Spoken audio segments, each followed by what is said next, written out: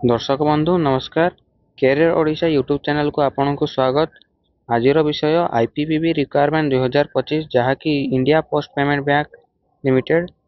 आपन देखि पारथिबे एही ऑफिशियल नोटिस टी आईपीपीबी तरफ रु बाहरी अछि। एही पोस्ट टी एग्जीक्यूटिव पोस्ट अटे। एथिरे टोटल वैकेंसी 51 टी अछि। एहार अप्लाई डेट ऑलरेडी स्टार्ट होई सारछि एवं लास्ट डेट टी 21/3/2025 अटे।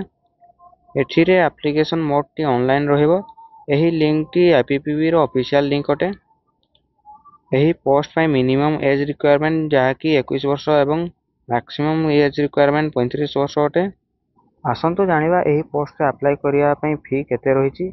एथिरे अप्लाई करिया पई एससी एसटी एवं पीडब्ल्यूडी कैटेगरी मानक पई केवल 150 टंका रहिछि एवं अन्य कैटेगरी जहाँकि ओबीसी एवं जनरल को पई 750 टंका रहिछि। आसंतु जानिबा एथिरे मिनिमम क्वालिफिकेशन रिक्वायरमेंट कोन रहिछि।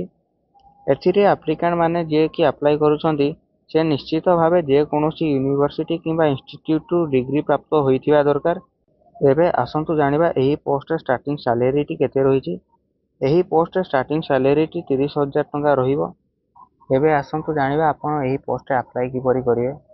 डिस्क्रिप्शन बॉक्स रे थिबा अप्लाई लिंक को क्लिक करंतु। यहाँ पर देखिए आपन को डिवाइस रे एही पेज टी ओपन होई जिवो। यहाँ पर तळकु स्क्रॉल डाउन करंतु। यहाँ पर आपन देखिबे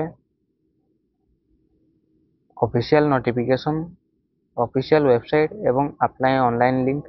एथिरे अप्लाई ऑनलाइन लिंक को क्लिक करंतु। अप्लाई ऑनलाइन लिंक ऊपर क्लिक करला पर आपन देखिए आपन को डिवाइस रे एही पेज टी ओपन होई जिवो।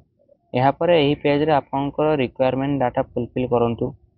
फुलफिल कर सारा पर आपन एथिरे सबमिट करंतु।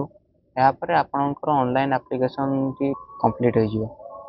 जदि आपनको एही वीडियो टी हेल्पफुल लागि थाए ताले निश्चित भावे वीडियो को लाइक एवं शेयर करंतु एवं एही परि न्यू जॉब अपडेट सर्वप्रथमे पाइबा पई आम चैनल को सब्सक्राइब करंतु एवं बेल नोटिफिकेशन को ऑल रे सेट कर दियंतु।